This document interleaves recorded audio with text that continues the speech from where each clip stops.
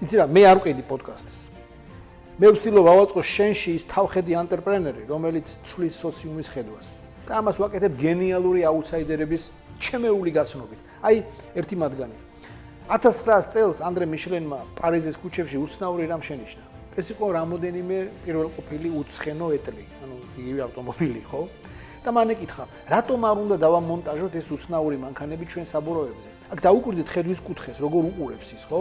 ისინი არ ყიდნენ ტრანსპორტირებას, ისინი ყიდნენ ცვეთას. ავტომობილი ეს აქსესუარია საბურავისთვის. და განა ეს შესანიშნავი ხედვის კუთხე არ არის?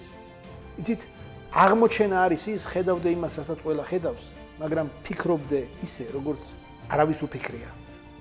გინდა ისწავლო აუთსაიდერებისგან, მაშინ უსმინე აი ამ პოდკასტს. რა ვისწავლე მიშელინებისგან. იქ შენ ძალიან ბევრ რამეს ისწავლი. უსმინე ჯაბას პოდკასტს. ის შენს ბევრს გასწავლის. სრული პოდკასტის მოსასმენად ლინკი იხილეთ პირველ კომენტარში.